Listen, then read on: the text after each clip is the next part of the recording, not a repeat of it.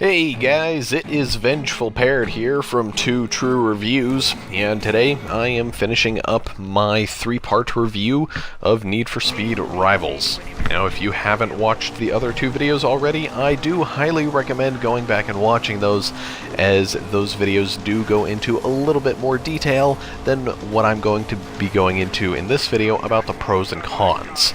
I'm just basically going to be summarizing those 2 videos real quick and then giving my final thoughts on the game. Now, the gameplay as a whole is a very solid experience. You can tell that it was put together, extremely well. There's a lot of thought going into it and everything, at least when it comes to the racer side of the experience. The cop campaign does feel a little bit lackluster. There's clearly portions of the cop campaign that could have been improved upon. It feels almost as if the cop campaign was an afterthought, which I would sincerely hope it wasn't, since that always has been a part of the Need for Speed franchise, at least, the not like Need for Speed Underground in those games, but Hot Pursuit and a lot of the older games, there was always that cop aspect of it. And like I said, I would hope that that campaign wasn't an afterthought, but it kind of seems like it does, because like I said, it does leave a lot to be desired, which is a little unfortunate.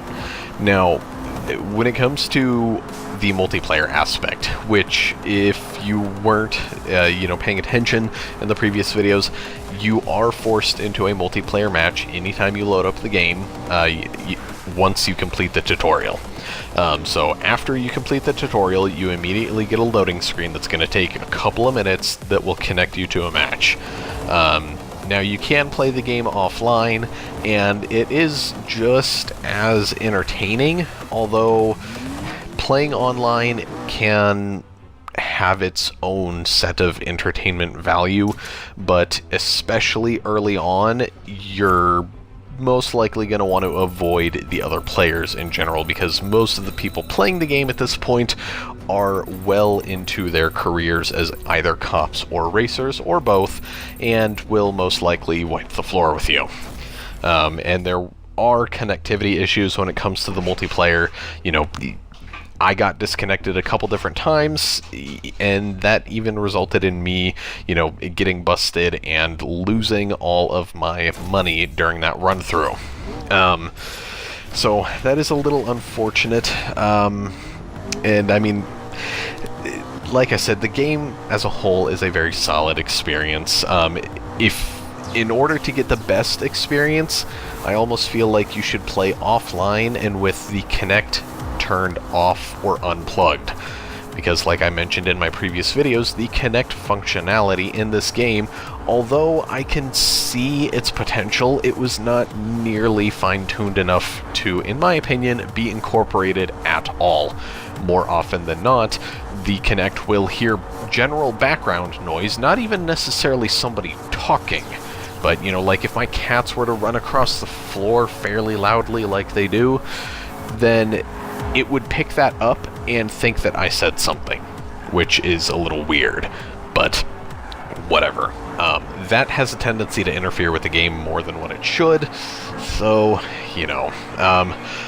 like I said, if you get the game, it would be best played offline with the Kinect either turned off completely from the settings menu on the dashboard, or unplugged, one of the two. As far as whether or not you should get the game, I honestly feel like you should wait until either A, it's, on sale, so that way you can save some money, or at the very least, just rent it. Because beyond the first initial playthrough, I don't see it as having too much replay value. So, if you've enjoyed this video, make sure you subscribe to my channel, and Vengeful Parrot, signing off. Paramedics are making their way to the crash site as we speak, but from this vantage point, it's hard to picture anyone surviving a wreck like that.